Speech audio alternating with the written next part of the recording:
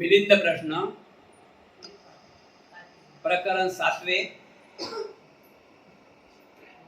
ख योगी कथा सुरुवात होत आहे। मिलिंद प्रश्न प्रकरण 7 योगी कथा सुरू होत आहे। सर्वांनी साधू काढ द्या। साधू साधू साधू। विषय आहे प्रपंचापासून सुटका। प्रपंचापासून सुटका। बनते नाक्षण भगवान बुद्धाने सांगितले आहे की हे भिक्षूंनो प्रपंचात पडू नका। प्रपंचात पडू नका। साधा प्रपंच आहे का? महाराज म्हणतात, मिलिंद राजा म्हणतात की बनते नाक्षण भगवान बुद्धाने सांगितले आहे की हे भिक्षू प्रपंचात पडू नका, प्रपंचापासून दूर राहा। तेव्हा ते प्रपंचापासून दूर राहणे म्हणजे काय? भगवान बुद्ध सांगतात की भिक्षू प्रपंचापासून दूर राहा। म्हणजे प्रपंचापासून दूर राहा म्हणजे काय? कसं दूर राहा? महाराज बनते म्हणतात, महाराज श्रोतापती फडात प्रपंच यातायात नसतो। स्वतःप्रती फळात प्रपंच यातायात नसतो। स्वतःप्रती सकुदागामी फळात प्रपंच नसतो। सकुदागामी फळातही प्रपंच नसतो। अनागामी आणि अर्थ फळ प्राप्तीतही सुद्धा प्रपंच नसतो। तर किती फळ दाखवले आहेत? श्रोतापन, सकुदागामी, अनागामी आणि अरंत। 4 टप्पे आहेत, 4 पायऱ्या। अरंताच्या नंतर बुद्ध, अशा 5 पायऱ्या आहेत, पण 4 दाखवल्या आहेत। श्रोतापती म्हणजे ज्याला धम्माचं ज्ञान आलं तो व्यक्ती। आता धम्माचं ज्ञान येणे म्हणजे काय? धम्माचं ज्ञान येणे म्हणजे काय? इतिपिसो भगवान सम्मा संबुद्ध विद्याचरण संपन्न सुखतो लोकविदु हे म्हणत नाही। धम्माचं ज्ञान म्हणजे पहिले धम्म समजून घ्यावं। धम्म म्हणजे नीतिमत्ता, त्याला म्हटलं गेलेला धम्म। मग आता याचा ज्ञान येऊन काय फायदा आहे काय? धम्म म्हणजे नीतिमत्ता, माणसाने माणसाशी माणसासारखं वागावं, त्याला धम्म म्हटलं गेलं। आता किती अभ्यास केला हा पुस्तकातला, घरी जाऊन बापाला बाप आणि आईला आईच म्हटलं नाही तर काय फायदा आहे का? श्रोतापण कोण होते? श्रोतापण कोणाला येते? श्रोतापण कशाला म्हणतात? की जो धम्माच्या रस्त्याने चालत आहे, जो धम्माला धरून चालत आहे, म्हणजे नीती अनिती पासून नीतिमत्ता जवळ ठेवून चाललेला आहे, तो माणूस श्रोतापती होते। त्याला 3 रत्नाचा लाभ होते, त्याला 3 रत्नाची ओळख होते। श्रोतापती होण्यासाठी पहिला टप्पा आहे श्रोतापती, तर त्याला पहिला 3 रत्नाचा लाभ होते। 3 रत्न त्याला समजून घ्यावं लागतात। कोणते कोणते 3 रत्न? बुद्ध रत्न, धम्मरत्न, संघरत्न। आता बुद्ध रत्न म्हणजे काय? बुद्ध रत्न म्हणजे काय? सिद्धार्थ बुद्ध। बुद्ध रत्न म्हणजे बुद्धिमत्ता, बुद्धिवान, ज्या बुद्धीला सांभाळायला लागते। प्रज्ञाशील करुणा म्हणजे बुद्धिवान झाला पाहिजे, बुद्धी समजून घेतली पाहिजे। आपल्याला आपल्या बुद्धीनं कळलं पाहिजे की हे पुस्तक आहे, हे वही आहे, हे बुद्धीचं काम आहे ना। कोणाचं काम आहे? बुद्धी झाकली पाहिजे ना। हे आई आहे, हे बहीण आहे, कोण सांगते? बुद्धी सांगते की नाही? तर ते कळलं पाहिजे। म्हणजे बुद्ध म्हणजे सर्वात बुद्धिवान, सर्व विश्वात बुद्धिवान व्यक्ती, त्याला बुद्ध म्हटलं गेलं। जसा वकील, डॉक्टर, इंजिनियर, माणूस एकच आहे। माणूस तर माणसासारखाच आहे, पण कोणता माणूस इंजिनियर आहे, कोणता माणूस वकील आहे, कोणता माणूस डॉक्टर आहे। याचं कारण काय? की तसे त्यांना डिग्र्या घ्याव्या लागल्या। वकील होण्यासाठी त्याला तेवढी अभ्यास करावा लागला, MBBS होण्यासाठी त्यांना तेवढा अभ्यास करावा लागला, आणि इंजिनियर होण्यासाठी त्यांना तेवढा अभ्यास करावा लागला। तर भगवान गौतम बुद्धांना बुद्ध होण्यासाठी काय अभ्यास करावा लागला? 6 वर्ष खडतळ अभ्यास करावा लागला, त्यावेळेस ते बुद्ध झाले। बुद्ध म्हणजे सर्व गोष्टीचं ज्ञान असलेला व्यक्ती। बुद्ध म्हणजे कोण? सर्व गोष्टीचं ज्ञान असलेला व्यक्ती, म्हणजे सर्व जगात बुद्धिमान व्यक्ती, त्याला बुद्ध म्हणतात। आता श्रोतापती होण्यासाठी पहिला बुद्धाला आपल्याला समजावं, आपली बुद्धी काय जोड ठेवावी लागेल। बरोबर आहे ते आहे आणि नाही ते नाही। आता गृहस्थी प्रपंचात चालते काही नाटक? माझ्या मुलानं चोरी केली, सारे लोक सांगतात तुझ्या मुलाने चोरी केली, तुझ्या मुलाने चोरी केली. आई म्हणते का? आई म्हणते का माझा मुलगा चोरा म्हणून? म्हणजे इथं काय झालं की प्रपंच आला ना, समजलं ना? प्रपंच कुठे आला? खोट नाट मोठ पाट फाटे फुटू फुटू याला प्रपंच म्हणतात. लुटू लाटू फाटू फुटू याला प्रपंच म्हणतात. समजलं ना? जीवजंतू प्रपंच काय म्हणतात? याला इकडे घ्या, त्याला तिकडलं घ्या, त्याला तिकडलं द्या, त्याला तिकडलं घ्या, इकडल्या तिकडे तिकडल्या याला प्रपंच म्हणतात. त्या प्रपंचात राहणाऱ्या व्यक्तीला श्रोतापन्न कसं प्राप्त होईल? नाही होणार ना.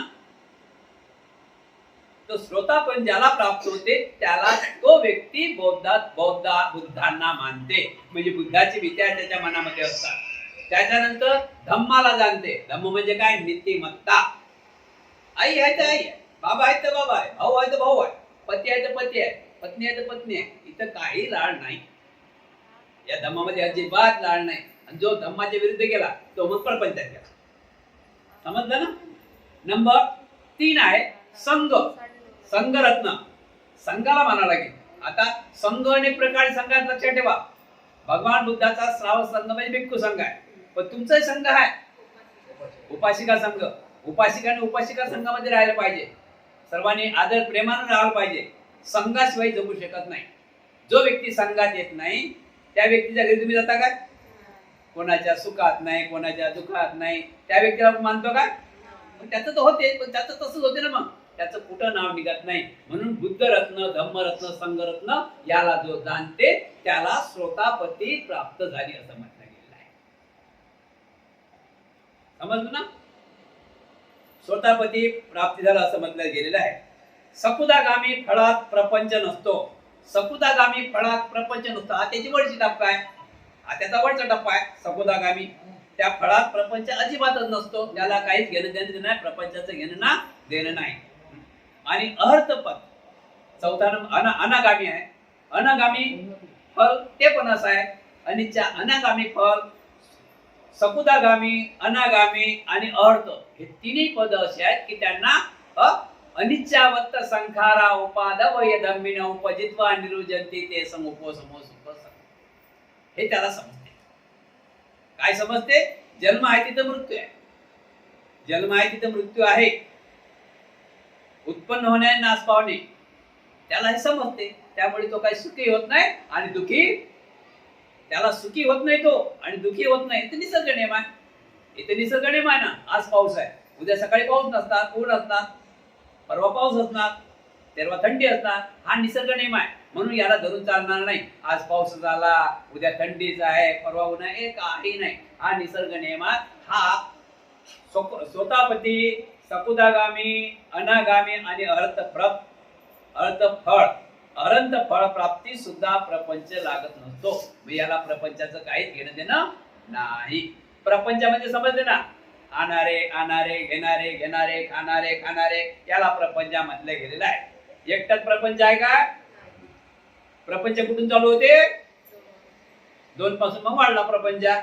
म्हणतो ना आपण प्रपंच वाढला. तर प्रपंच सुरू होते. मग प्रपंच सुरू झाला की मग काय?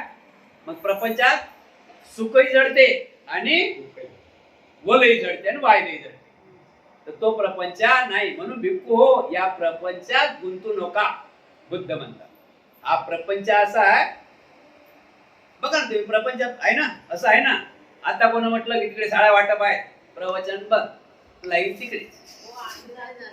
आपण नाही ऐकून घ्या, आहे की नाही? परिस्थिती आहे की नाही? प्रपंच आहे की नाही? तसा आहे की नाही प्रपंच?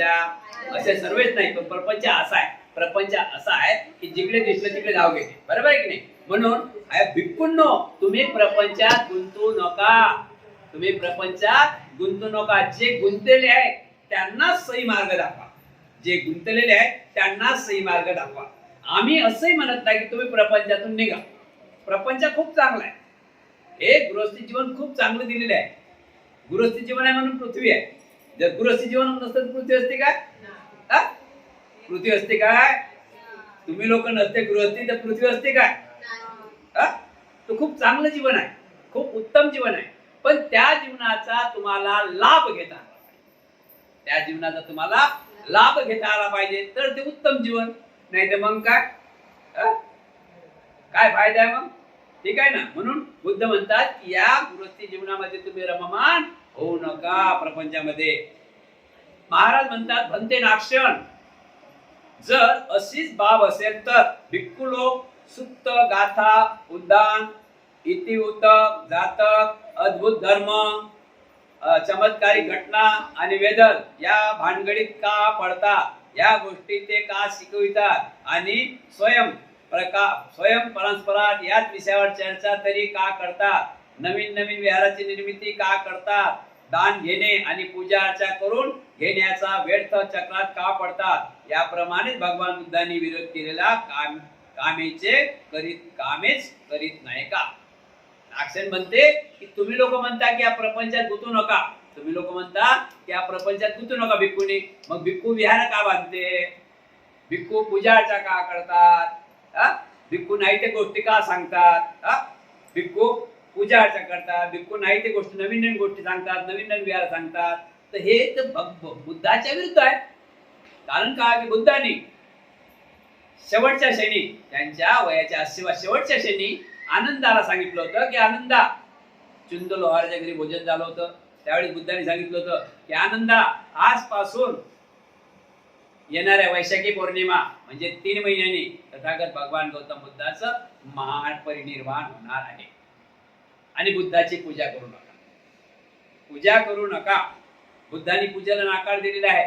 आपण जे आता पूजा करत आहोत याचे अर्थ आहे. मेणबत्ती म्हणते मी जळत आहो, मी स्वतः जळत आहो पण लोकांना प्रकाश देत आहो. अगरबत्ती म्हणते की मी जळत आहो, सर्व लोकांना सुगंध देत आहो. फुल म्हणते मी आज जसं टवटवीत आहो उद्या मी सुकून जाणार आहो, असं माणसाचं चिंतन आहे. पाणी म्हणते तांब्यातलं जसं पाणी निर्मळ आहे तसं आपलं मन निर्मळ ठेवायचं. सफेद कपडा सांगते की स्वच्छतेचं प्रतीक, स्वच्छतेचं प्रतीक, शीलाचं प्रतीक, आपण तसं राहिलं पाहिजे. म्हणून आपण पूजा करतो काय, मांडणी हे आपण आपल्यासाठी करतो. तर मग भगवान बुद्धांनी सांगितलेल्या मार्गाच्या विरुद्ध भिक्षू संघ जात आहेत असं मला वाटते, असं महाराज भंतेजींना म्हणतात. त्यावेळेस म्हणतात, भंतेजी म्हणतात, महाराज तुम्ही सांगितलेल्या सर्व गोष्टी ते प्रपंचापासून स्वतःची सुटका करून घेण्यासाठी करीत असतात.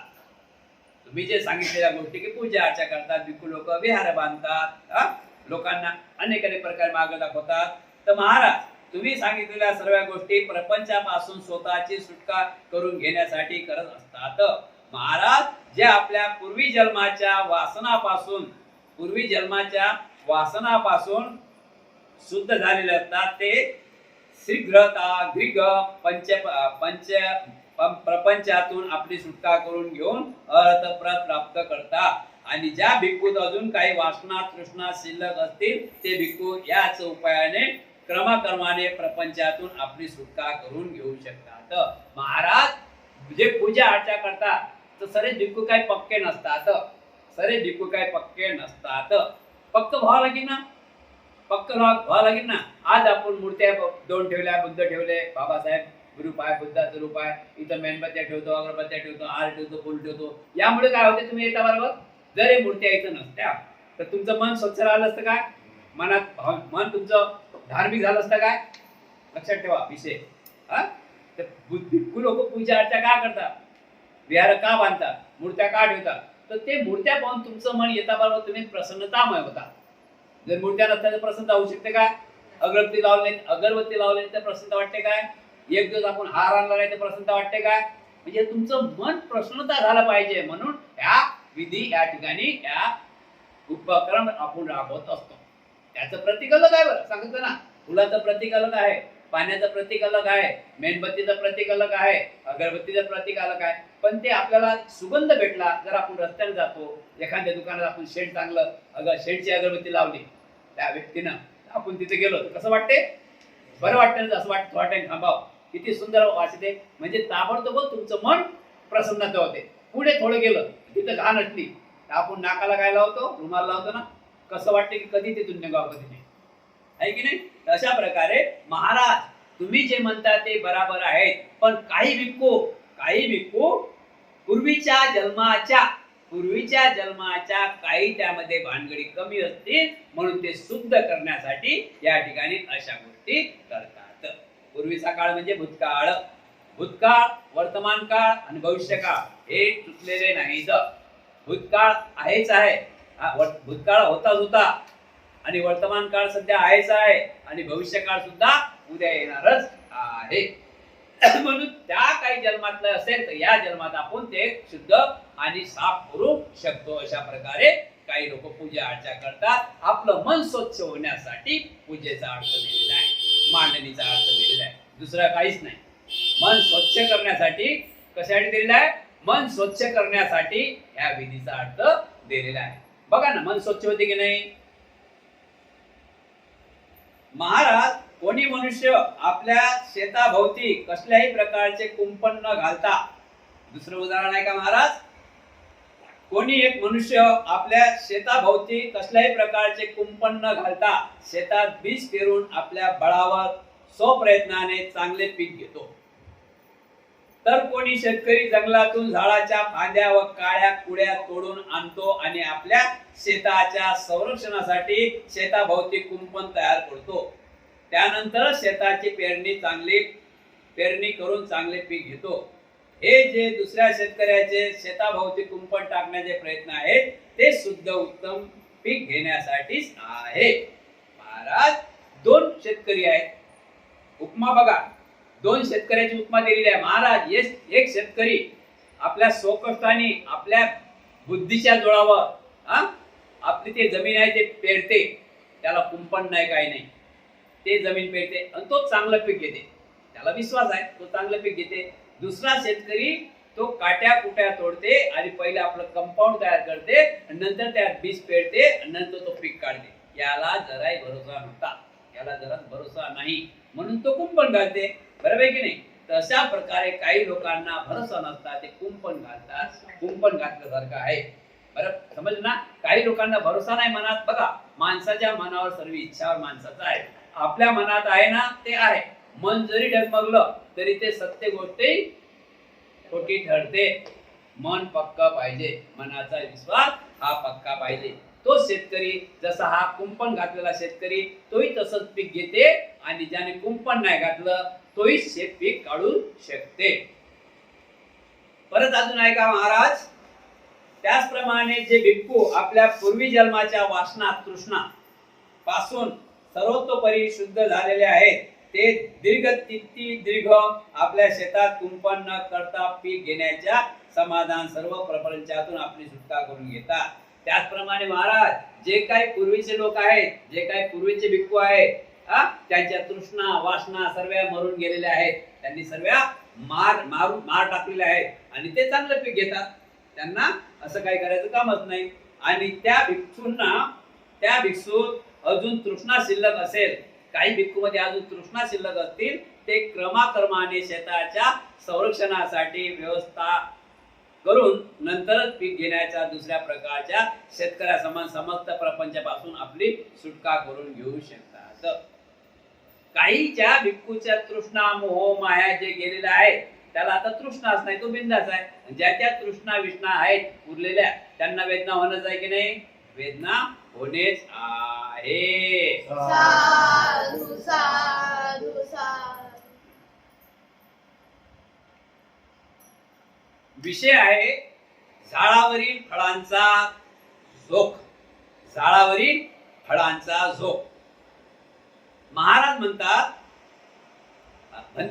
महाराज, ज्याप्रमाणे एखाद्या आंब्याच्या झाडावर एक आंब्याचा झोक असावा आणि एखाद्या बुद्धिमान माणसाने तो सहजपणे वर चढून तोडून घ्यावा, परंतु सर्वसाधारण माणसाला झाडावर चढण्यासाठी लाकडे तोडून शिडी तयार करावं लागेल. येथे सुद्धा दुसऱ्या प्रकारच्या माणसाला शिडी तयार करावी लागते, ते फळ घेण्यासाठी आहे. महाराज, अजून एक लक्षात ठेवा की एका आंब्याचे झोप मैदान किती असतात? आंब्याला किती आंबे असतात? एका ठोकाला 10-10, 12-12 आंबे असतात. तर एका माणसाच्या नजरमध्ये आंबा पडला, आंब्याचा झोप पडला, तर सहज बुद्धिवान माणूस म्हणा किंवा हिम्मतवान माणूस म्हणा, तो झाडावर चढून तो आंब्याचा झोप तोडून खाली आणू शकते.